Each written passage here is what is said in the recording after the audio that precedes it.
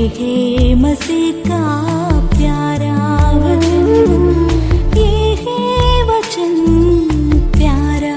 परमेश्वर के धन्य नाम की महिमा हो। प्रभात मनन के सत्र 2288 में आप सभी का बहुत ही विनम्रता के साथ स्वागत करता हूँ। आइए आज के मनन के लिए हम पढ़ते हैं याकूब अध्याय 4 पद 7। इसलिए परमेश्वर के अधीन हो जाओ और शैतान का सामना करो तो वह तुम्हारे पास से भाग निकलेगा। हमारे कल के मनन में हम शैतान के उन षड्यंत्रों के बारे में वचन से देखे थे जिसके माध्यम से वह हमें पाप में गिराने की कोशिश करता है। हमें वचन में दी गई इन बातों पर अवश्य ध्यान रखते हुए सावधानी के साथ जीने की अनिवार्यता है। मैं इन बातें वचन से आपको इसलिए दिखाया ताकि आप ये भी अवश्य जाने कि शैतान का विरोध करने की अनिवार्यता क्या है और ये काम हमसे कैसे संभव है। मेरी दादी माँ जो एक खास मसीही समूह से ताल्लुक रखने वाली थी, प्रार्थना करते समय शैतान पर डांट और फटकार लगाती थी। अरे शैतान भाग दौड़, तुमको मेरे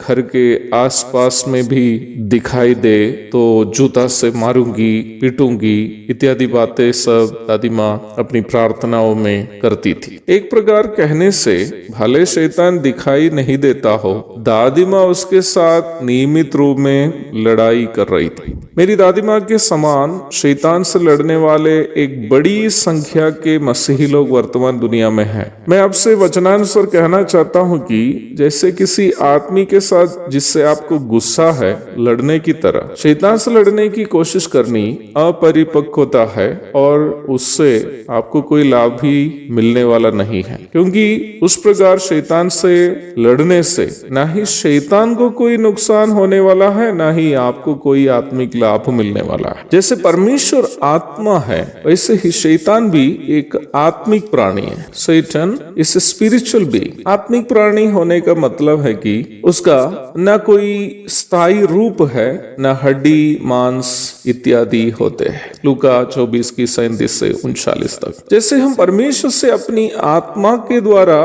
केवल संपर्क करते हैं, वैसे ही शैतान से हमारी लड़ाई भी आत्मिक माध्यमों से ही संभव है। We can resist Satan only through spiritual mediums because he is a spiritual being.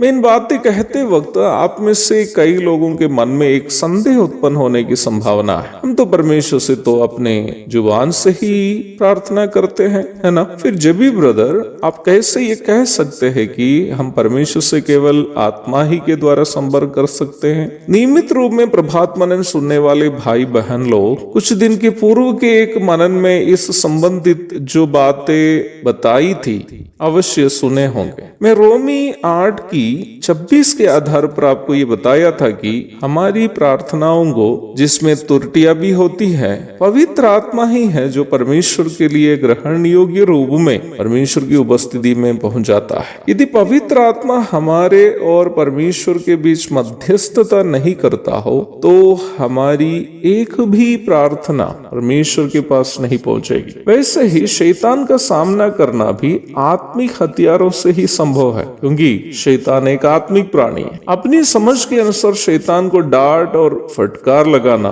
केवल मूर्खता है और ऐसे करने से शैतान को कोई नुकसान होने वाला भी नहीं है। मेरी समझ से ऐसी सोच कोई रखनी इस गलत फहमी का परिणाम है कि वह स्वयं एक शक्तिशाली या प्रभावशाली व्यक्ति है और वह अपनी ताकत से शैतान को भगा सकता है। यदि ऐसी बात है तो हम कैसे शैतान का सामना कर सकता है? प्रारंभ में पढ़ी गई पद में प्रभु के भाई याकूब कहता है, इसलिए परमेश्वर के अधीन हो जाओ और शैतान का सामना करो तो वह तुम्हारे पास से भाग निकलेगा। शैतान का सामना करने का एकमात्र विकल्प अपने आप को परमेश्वर के अधीन करना है, अर्थात अपने कमी घटियों को स्वीकार करते हुए परमेश्वर के सामने जो भी व्यक्ति परमेश्वर की सामर्थ्य मिलने हेतु विनती करेंगे उसको परमेश्वर शैतान का सामना करने के लिए अनिवार्य सामर्थ्य प्रदान करेंगे। मैं परमेश्वर के सामने जब भी घुटना टेकता हूँ इस प्रकार भी कभी कभी